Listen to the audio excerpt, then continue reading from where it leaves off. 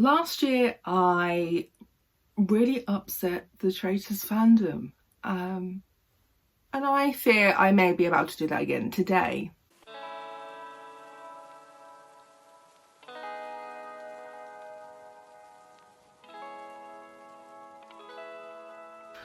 Hi pals, it's me Artie, there in pronouns only, and my video this week is talking about how this one particular contestant, but I mean also most of them, are playing Traitors wrong, in my opinion.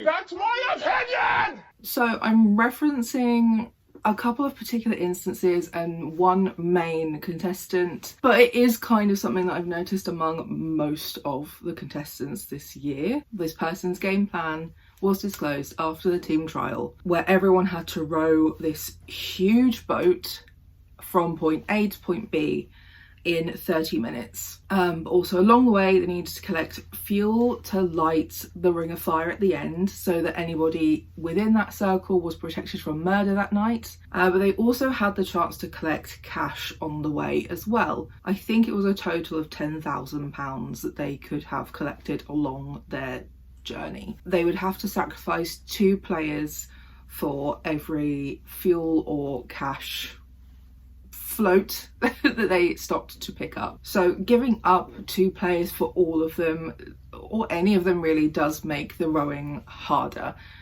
because you will be down 2 extra people each time. So you still would have to try to get to the end within that 30 minutes. Now the argument happened afterwards because no one was willing to get off the boat, basically, at all. Like, at all. 2 people eventually got off the boat at the first stop for fuel, and then they watched everybody skip the next 2 floating platforms which had cash on. Nobody got off the boat for either of those, but I do think 4 more people did eventually get off so that they could collect another pot of fuel and the 5k float. Now I'm going to ask here, does anybody else see an issue with how they have played this game?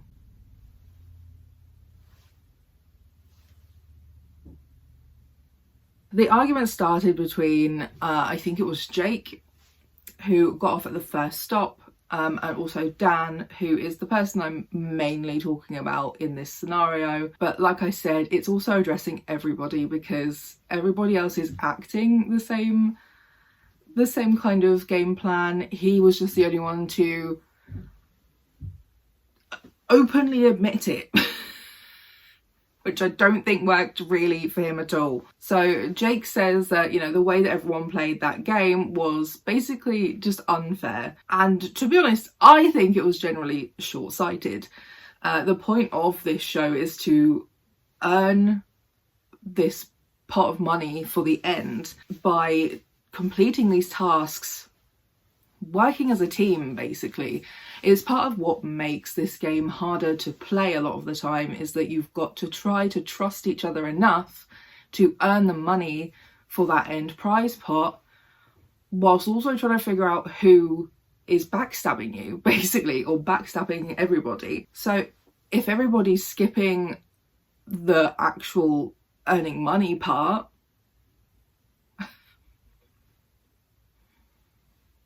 to save their own arse, because they want immunity from murder so that they can get the money at the end. But like I said, in the process of doing that, majority of people are skipping out on earning that money for the prize pot. You're just going to end up, either the game will never end because nobody is not enough people are dying, or the only way to be gotten rid of is banishment in the end. And there's going to be no money. Or it just won't be enough money to have made this whole thing worth it. Dan argued against Jake's point by saying that it's a selfish game with selfish choices, which, you know, isn't incorrect. It's not incorrect, generally speaking, you know. It's not incorrect to say that you have to make selfish choices because you're trying to get the money at the end. Multiple people can get the money, but that does mean you get less So it's whether you're okay with sharing a large sum of money with more people. You know, you might get 20 to 50,000 each or something, who knows, like that might be a nice amount of money in your pocket, versus, you know, around 100,000 just to one person. But you know, like, yeah, whilst it's a selfish game, making selfish choices is not incorrect, it does kind of just completely miss the point of the game. The point of the show, really. You have to work as a team, like I was saying before, to get traitors out, but also to earn that money for the final winners. Like, everybody knows that this game is a risk. But like, I have not really seen people play a game like this in this particular way for quite a while. Without working as a team, as Jake was saying, there's pretty much no point to the game. You're kind of just here on a adventure holiday, you know? Like, the show would just kind of end with the traitors winning every time, because, or like, to be fair, maybe not.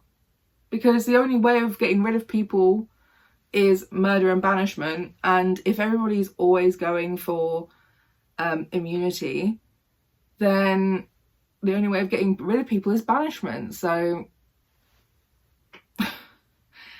it's kind of like, there's no point in the traitor part, you know? There's no point in the traitors. It's just kind of like, who can we get rid of?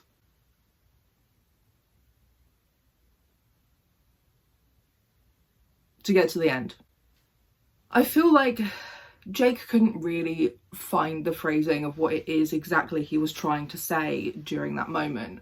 Like, I understood completely. I also felt like it was unfair and selfish in just like a long-term, not even thinking ahead kind of way, especially when this is a strategy game, which I hadn't really fully considered. Like, a strategy game where people are not actually being particularly strategic or the strategy is bad. Like, you're basically just shooting yourself in the foot in the long run. Like, that's the phrase I was trying to think of in that moment.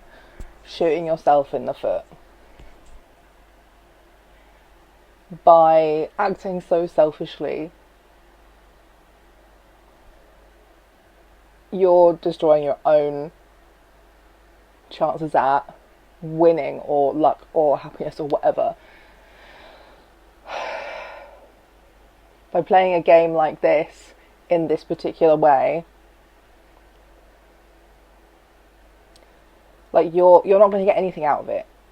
You're either shooting yourself in the foot in like the long term, like I was saying, quite a lot of the contestants are behaving in this way, so it could very possibly happen anyway. But also, Dan specifically, the way he then started to behave around this time and things he was saying about his strategy and how he felt about the game, was also just shooting himself in the foot. Which you'll see next. So yeah, he was mainly just saying that it was unfair and they should work as a team.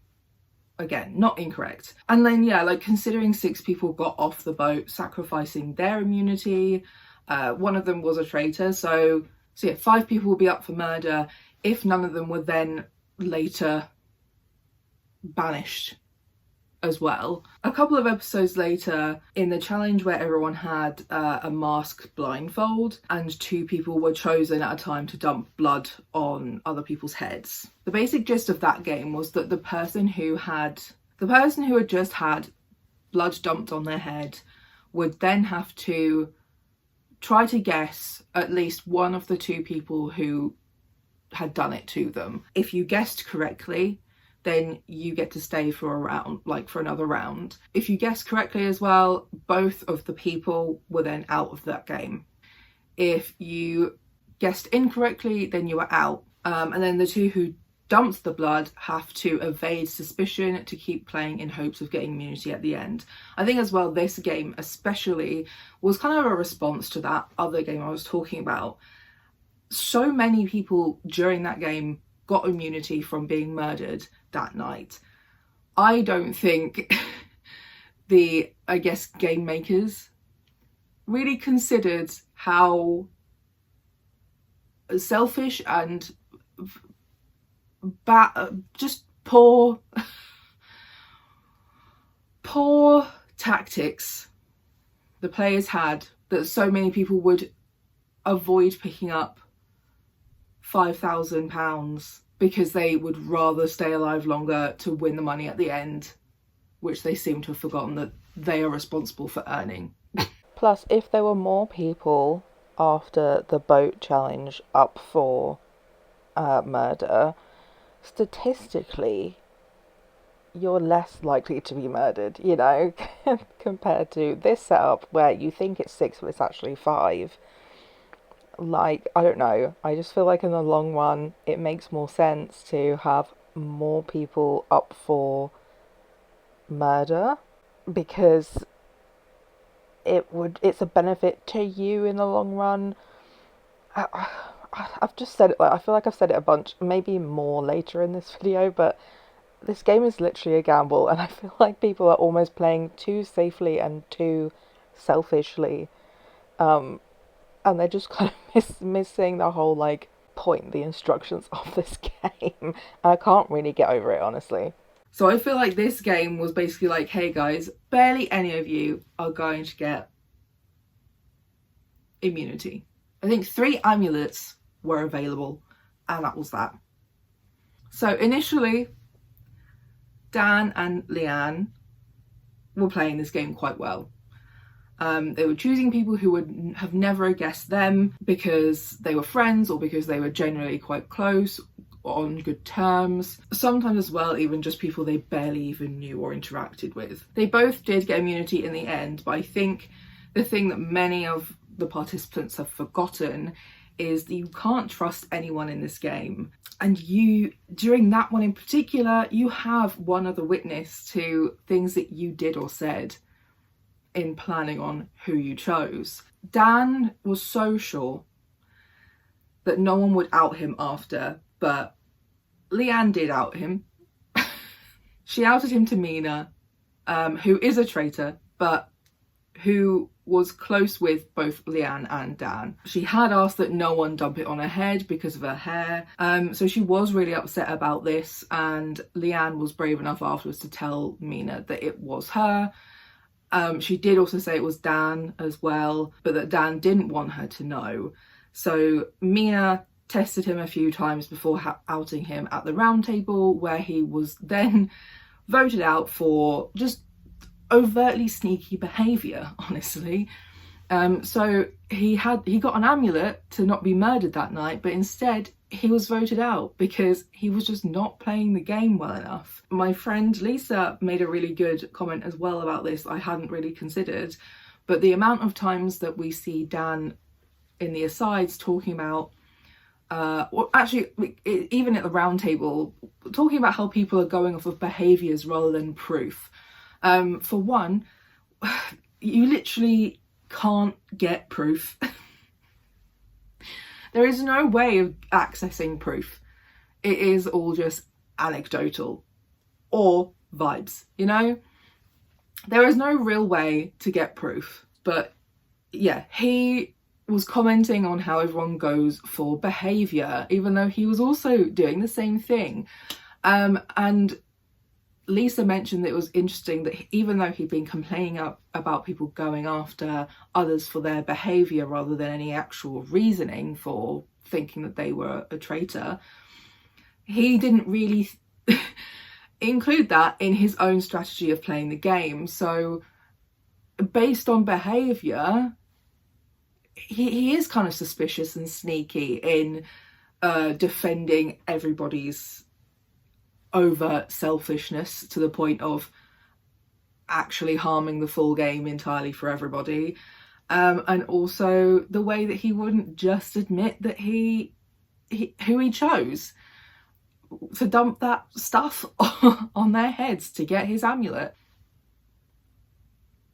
And yeah, I think just in general, I think it's kind of ironic of an autistic white man to play a game in this way, but like also it tracks. So, you know, he showed that he wasn't a team player, and he's also showed that he would not actually be that helpful in earning money because he is so out for himself that he will forego money to save his own ass. Which, like I said, other people were also doing the same thing. He's just the one openly, blatantly admitting it. Just like owning it. So, like I said, this isn't just him, but this is where the mistake was solidified. It's just how he talked about it after the fact. Arguing with Jake and saying that this is a selfish game, even to your own detriment, you know, showed very clearly what he thinks of this game and how he will be playing the game. But also then choosing not to tell anyone that he dumped blood on them also showed that there was like a sneaky, untrustworthy streak, you know, to the others. A couple of people did admit who they had chosen, especially if they were friends. One chose not to out Dan, and that was Alexander, but Leanne did out Dan for that choice. I think Alexander did then out Dan at the round table. I can't remember exactly, but I'm pretty sure he was like, babes, you've done that twice. You didn't admit it twice.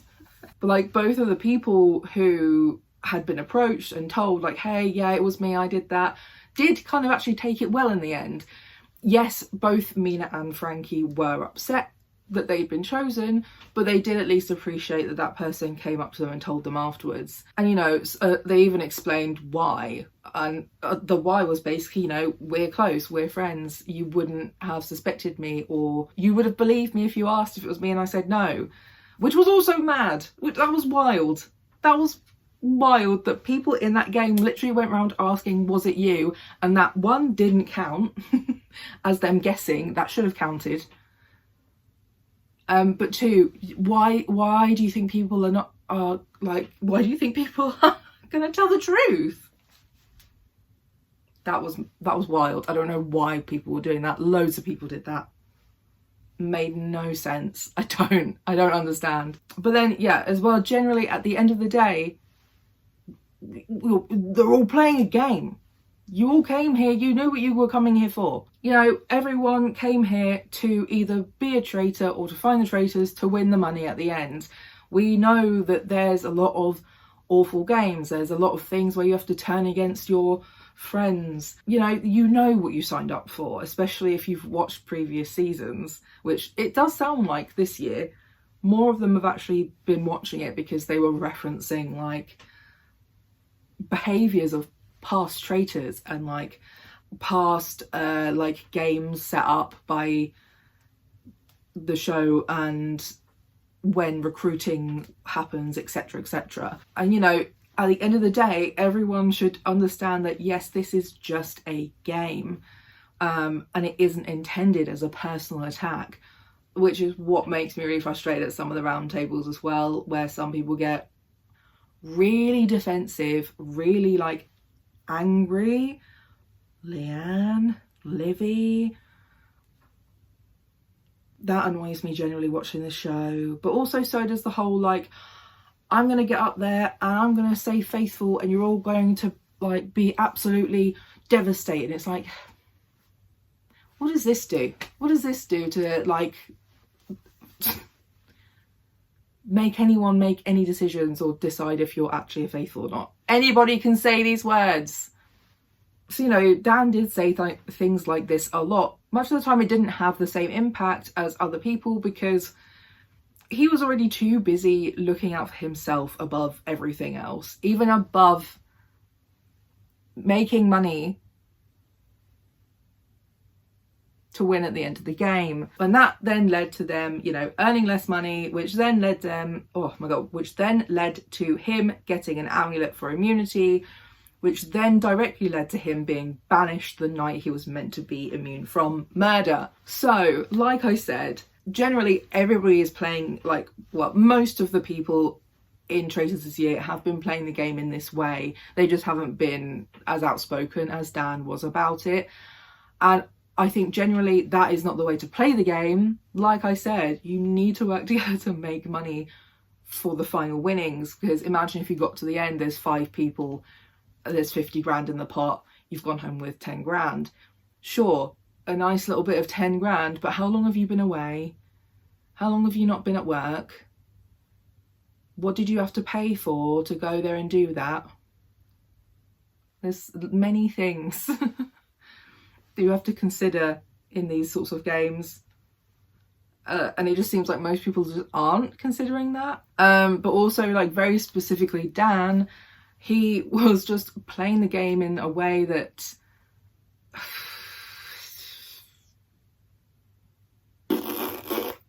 made him unlikable and not particularly trustworthy to the other contestants.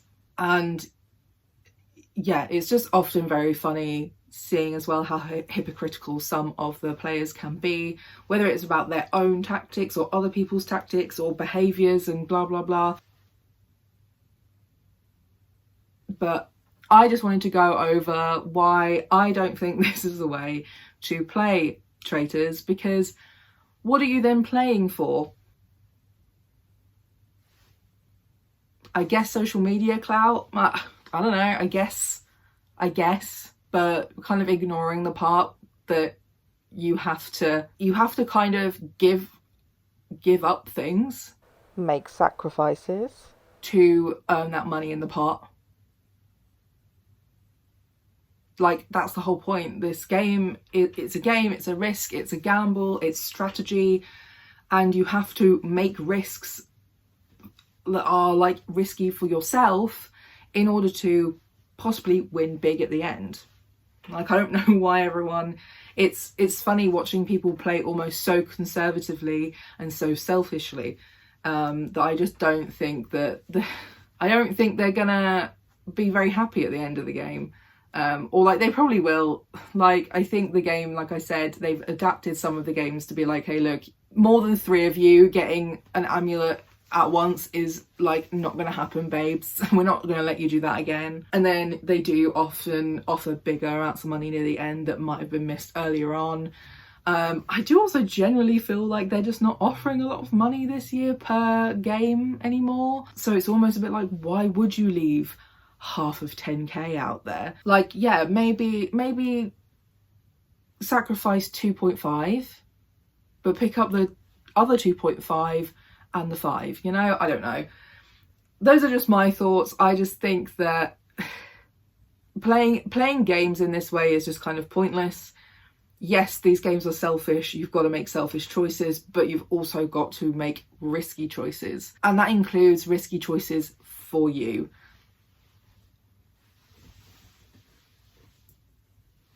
Otherwise, you might as well have just stayed home, you know?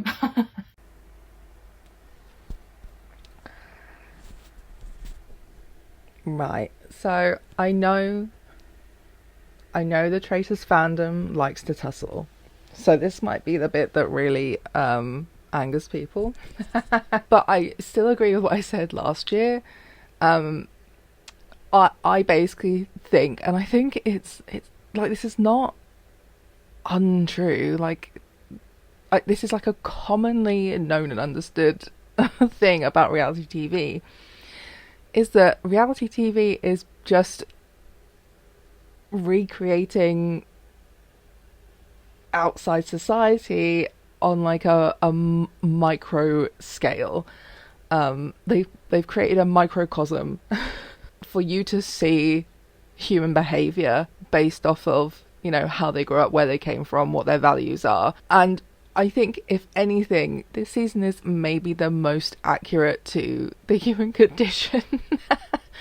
I feel like, especially living in the West, living in capitalism, late stage capitalism, we are basically brought up to only think about ourselves, not even thinking about our friends or our family, our communities, just to try and get like a bare minimum benefit from bad choices. And yeah, I just feel like seeing the majority of the participants playing in this particular way, like I said earlier, they're so short-sighted that all they can see is them living you know, making it to the next day in the game to hopefully get to the end, but they're kind of thinking short term, next day.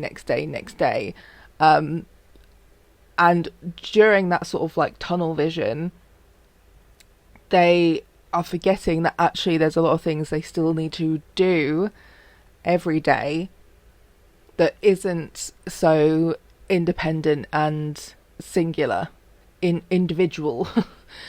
That you have to do things with other people to benefit. Like you can't benefit really unless you are born into that kind of lucky position. Hi, billionaires, you suck. And I think because especially like the UK is a very individualistic society, a lot of players are used to this idea of just playing for you, and not even considering, hey, actually, is my strategy even actually beneficial to me? It's kind of like how every different marginalized community who, you know, wants to further their acceptance and their rights in whatever country they're in, there's always going to be people in that community who will throw other communities under the bus for their own rights. But in the long run, it doesn't benefit anybody doing that. You know, banning trans women from women's sports is just leading to a lot of racism and bioessentialism, and expecting women athletes to look a particular way, like, even when they're literally Olympians. As an example. So like backing the transphobia train means bad things for cis women as well. So yeah, this idea of only looking out for yourself it means that there is nobody there willing to help you at the end. For the most part. Yeah, I don't know. I'm very surprised at how short-sighted and tunnel vision a lot of the faithfuls are. Because I mean, I feel like Mina is playing the game very well until she's chosen Charlotte. I want Mina to win. There's been a few faithfuls I liked as well, but I think Mina has done a really good job of being a traitor, and I would like her to win, but I do think Charlotte's going to throw her under the bus. And that's what the irony was. Oh my god. Another parallel I hadn't thought of.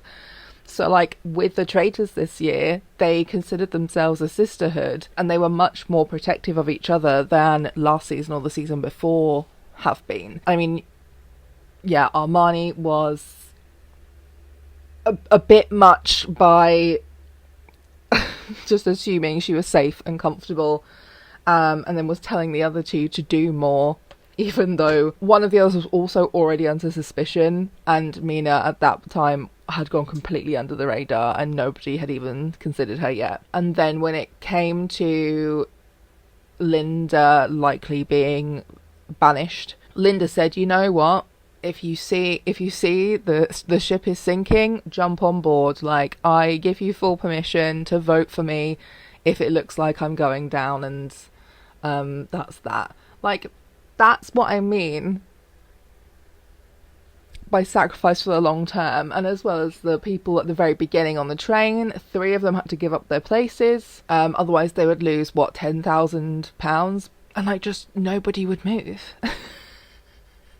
It has always been a very small minority of people who are willing to sacrifice themselves for somebody to achieve that money, win that money at the end. And it's like, you know, even if you aren't going to necessarily win that money at the end, it's sort of like, what's the point in playing this game in particular if you're literally not even going to be a team player to make the prize money up?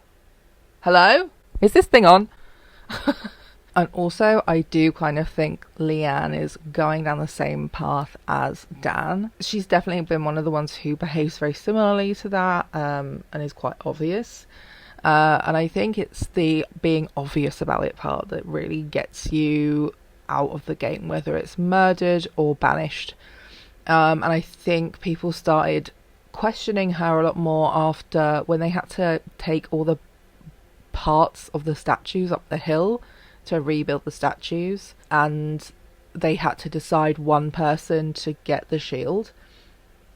She decided to just take her own head up by herself. Luckily, somebody else had beaten her to it anyway with the heads and was waiting for everyone else to be up there with the rest of the heads to decide who deserved the shield. Because when they did all turn up there, she was outed as having brought her own head up by herself without really considering, hey, maybe other people deserve some immunity tonight.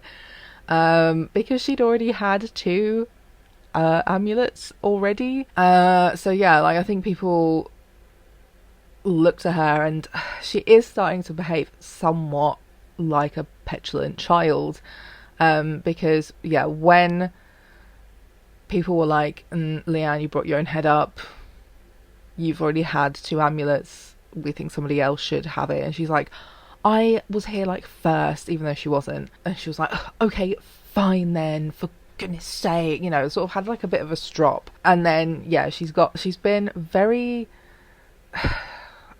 just like angry and agitated at people a lot over either directly accusing her or just talking to her or at the round table of like, hey, we've been considering you because of these reasons. Like it's taken as a very personal attack, and like I said earlier, that's something that I just find really irritating about these kinds of games. And the way she responded to Leon sort of behaving a little bit differently towards her after he had to do the life and death card game and came out of a coffin. I really don't get what her issue was with all of that, because like anything can be perceived as traitor behaviour.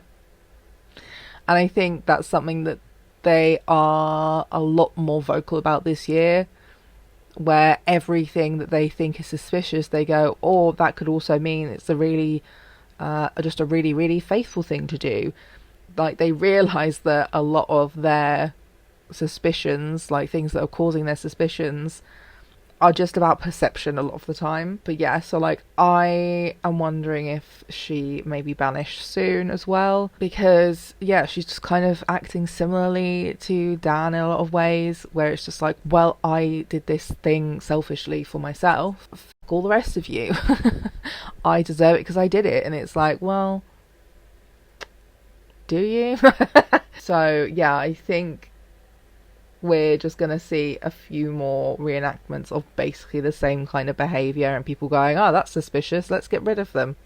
So yeah, like I feel like past seasons people have worked together better, but I think this season we saw the traitors working together better. I do think that the faithfuls this year are a little bit smarter by looking at everyone more, and like I think a bit earlier as well, because even without Charlotte throwing her under the bus, people are now starting to look at Mina. I think Mina's choice for Charlotte was a bad one, because people now think that this like, you know, the stuff at the very beginning of the show means that Charlotte is definitely a faithful, which could have worked in the traitors / Mina's favour if Charlotte actually trusted her and wanted to work with her.